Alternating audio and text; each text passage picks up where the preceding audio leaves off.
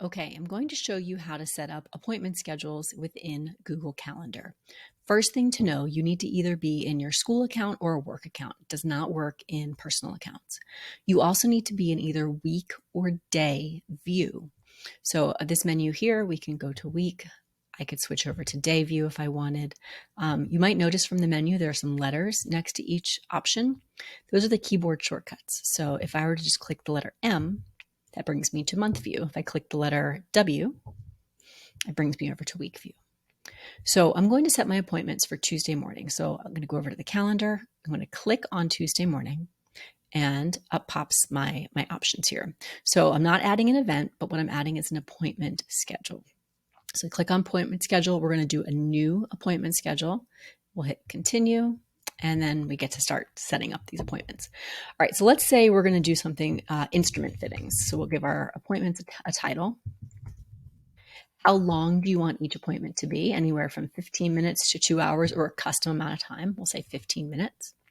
And then your availability.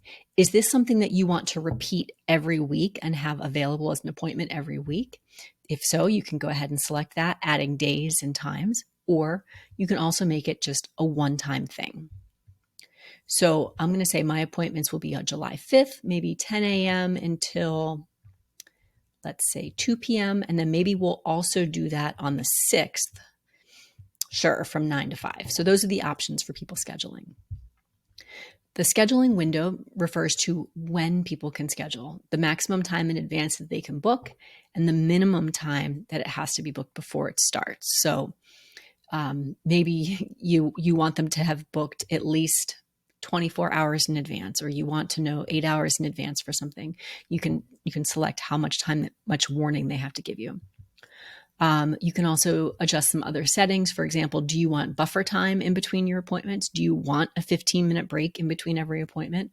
Or is there a maximum number that you're willing to do in one day? Maybe you're available from 9 to 5, but you don't really want to work 9 to 5 straight. You can put in the maximum number of appointments for one day. So you do have options. We'll click next. Here it's going to show what shows up on the booking page as far as you. So it's going to show your name. That's what it will look like. If there's a location, so if these are virtual meetings, you can add a Google Meet link that'll automatically generate for each appointment. If it's in person, you can specify a location. You could also have a phone call or just nothing and specify at another time. I give it a description. What's going to happen during your meeting? So maybe your child will try instruments. Okay, that's what's going to happen during the meeting. Then the booking form. What do you want people to tell you? What information do you want to collect when people are signing up for these appointments? First name, last name, and email address. Those are required. Well, I shouldn't say that. They're required and they're like the default, but you can also add other things. You could add a phone number or you could add any custom. So maybe instruments are you interested in? And of course, not spelling properly. So we're going to add that item. This is an optional item. They can tell me that or not.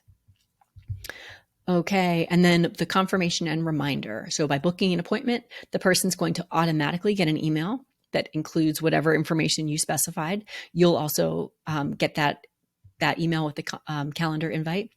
And then you can decide if you want a reminder sent.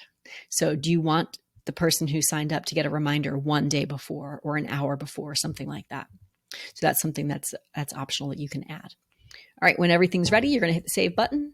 And ta-da, it's been created. So let's look at our calendar now. You'll see the event has been created. It has the little grid. That's what shows you it's an appointment slot. And it's blocked off in blue those availability times that you specified. Now, how do you get people to sign up? Let's go back into that event. I'm going to click on it. And the booking page is where people will go to book an appointment with you. So I'm going to copy that link. And we'll show you what it looks like. So someone going to schedule an appointment with me, this is what they would see. Tuesday and Wednesday, and here are all of the available times. So they can go ahead and select time. It's going to, again, ask that information, first name, last name, and email address. There was the what instruments are you interested in question. course, don't they all say drums? So as soon as I hit book, it's going to automatically send an email to the person who created the appointment scheduler and the person who signed up for the appointment. And it's going to invite them to that appointment at the specified time. So let's go back over to the calendar. I'm going to close this and refresh. And now you can see right here, there's the appointment that was just scheduled. So hopefully this helps explain how to set up appointment schedules using Google Calendar.